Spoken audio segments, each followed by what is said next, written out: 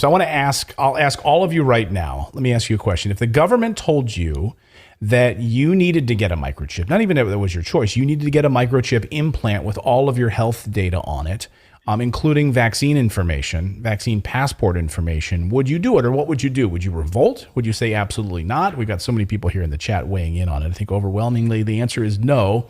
This might sound like a conspiracy theory, but it's actually happening.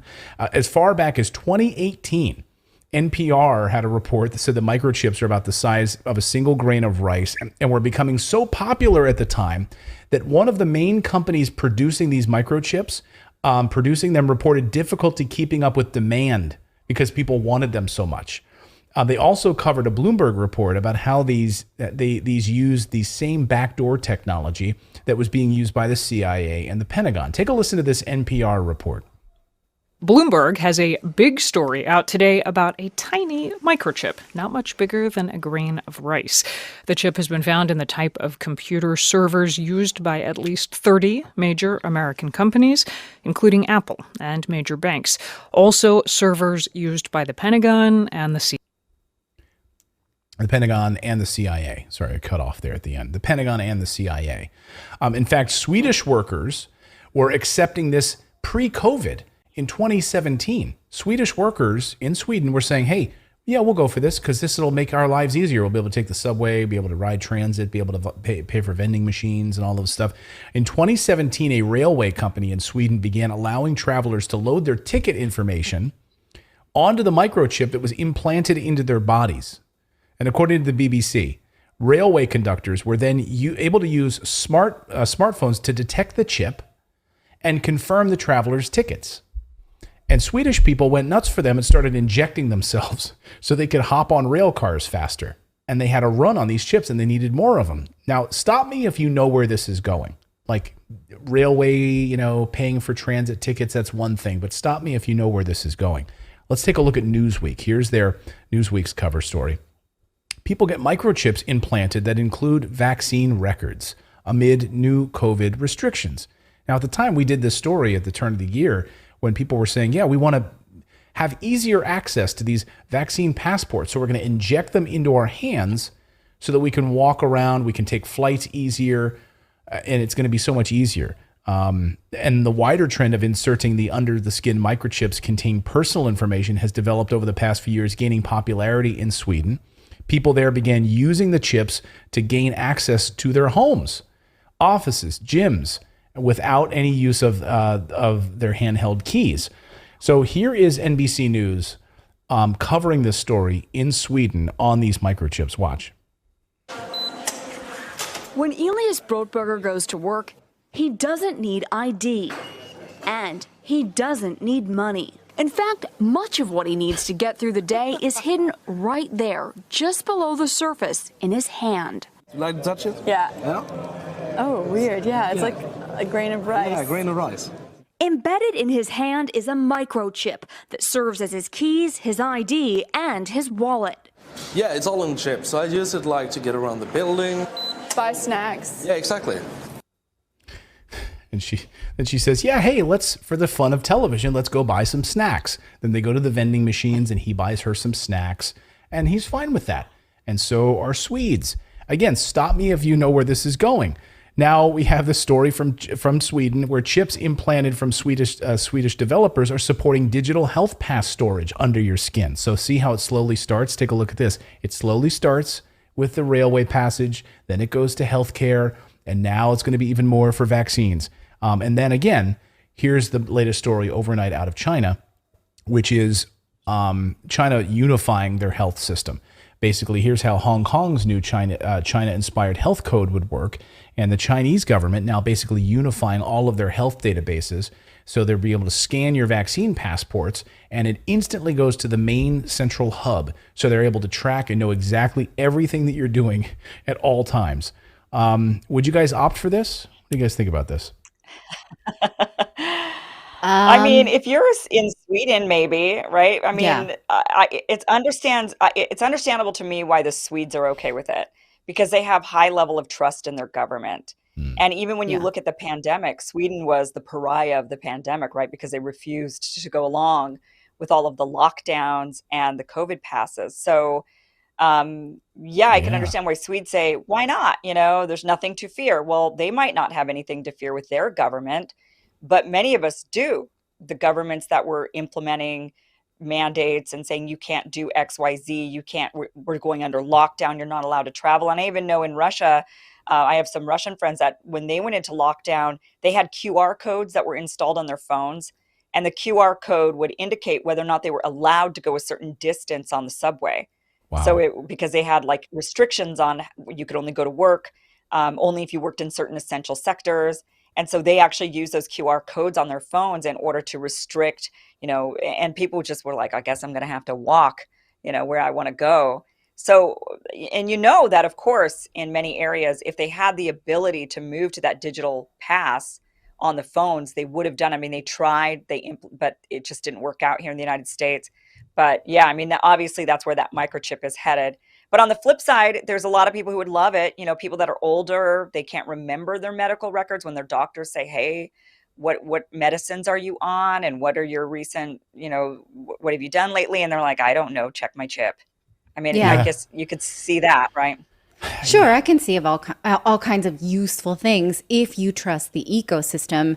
And it's not just trusting the government of Sweden, though. We now know that all governments hack each other for the most part, right? We know that the United States hacks into the private phone records of people and heads of state in other countries. So, if you're Swedish, that's fine, but you better hope that the American government doesn't find an exploit for it, because then they're going to track you too. Well, I have so many questions too about okay, what's in these chips, right? We know, rare earth minerals that are, we don't even have recycling programs for them because they're so toxic. So we're going to put that inside of our bodies. Right. I want to ask, remember our acupuncturist, Dr. Butler, who said, when I was pregnant, he said, you shouldn't wear the Apple Watch because of the frequency. Can you imagine what an acupuncturist would say about this grain of rice that has, right. My next thought went completely sci-fi and thought, well, can it teach me Cantonese? Can it, like the Matrix? I think that has to be in your brain in order for them to do that. But I know they are working on that. They are working on microchips that would go in your brain. But again, everything is always developed under this benevolent, for benevolent reasons, well, we're going to put the microchip in your brain to help prevent Alzheimer's. So that sounds like a really good thing, or to help you if you're epileptic, or if you've got any sort of other neurological illnesses, then maybe the microchip in your brain would help you. But yeah, you could definitely see where that technology could be used in a very sinister way that is extremely limiting. I mean, if you can only pay for things using the microchip in your hand, and the government doesn't want you to buy certain types of products, could you imagine? I mean, you get cut off. You get cut off and you can't do anything then. And this is why there's this movement back to cash. I used to be very pro, hey, get rid of cash. Cash is trash. That used to be something I used to say because I'm an investor and I believe in, in passive income and buying actual assets. But when the actual physical cash started to get vilified by governments, right? That there's COVID on their paper money. Don't use cash. Go to digital. Go contactless. There's a reason, right? And when you started to see this come out of the World Health Organization, you started to see this consolidation of power around. In conjunction with these new tax laws that want you to report all transactions down to a $12 Venmo, right? Okay, these things now are very convenient. And she, even in that NBC piece, I don't know if you caught it, she said, not even have to carry any cash at all. You don't have to carry any cash, nothing at all that you carry. It's all right in your wrist. It's a government implanted chip that lets you do everything. To me, I say, hell no, hell no. Give me my cash. I don't trust you guys at all. I know where this is going. And to me, it's all a consolidation of power. I mean, the tracking, knowing where people are, being able to find and monitor all of their transactions. Right. And I also just wouldn't want the first model, right? Because how technology advances so much. I don't know if you saw the man in Italy who, we have a picture here, but I put it in late. Can we pull it up on Clayton's laptop? Oh, no, it's not there. The man who... There he is. Yeah. Who tattooed his QR code for his vaccine on his wrist. Just to be able to flash it around Europe. But those QR codes expire. When he did this, we didn't know that at the time. And so now he's got an expired QR code for his vaccine as a permanent tattoo, right? So that would be another one of my concerns is like these things will be updated.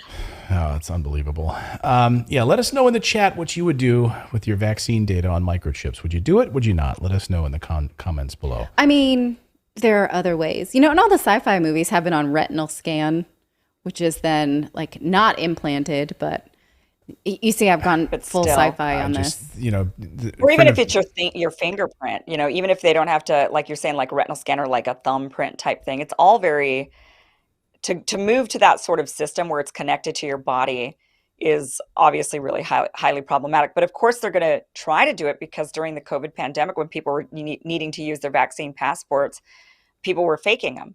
And the government knows that they were cracking down on those fake, cards.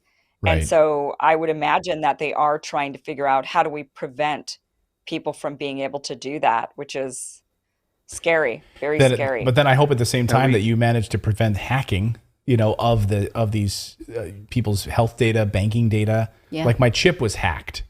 Oh, we need to send you a new chip. Oh, that means I need to get another injection. I need to take the old one out. No, they take it out like in Stranger Things. Oh, yeah. Where she just like 11. I would hope more like Total Recall. Oh, yeah. Total Recall where they pulled it. So David did put up a poll. David did put up in chat asking, would you allow the government to microchip you for convenience? And of 2,200 votes, we had 2% of them that were yes, 2% at depends on where they stick it, and 95% are hell no. All right.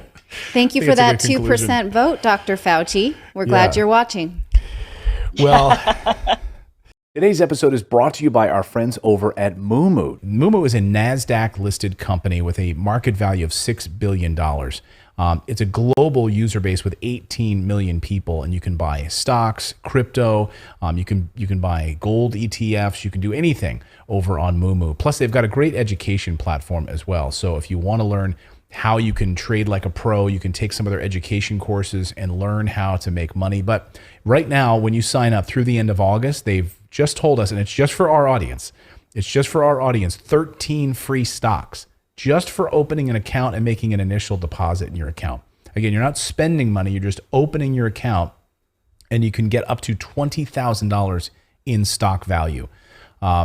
This is pretty amazing because they added 3 more stocks. It was 10, now it's 13 stocks. Again, through the end of August right now. So all you need to do is to get those additional bonuses, make your first deposit. It could be like $100. You're not spending it. It's just in the account. Think of it like a bank account. And then of course you can start trading. You can buy some gold ETFs, you can buy crypto, or just keep it in there, not do anything with it. And then you get those free stocks. And then you could sell those stocks, then you get the free money. So, however you want to do it, it's a brilliant idea. And if you're in Australia, I know we have a lot of Australian viewers.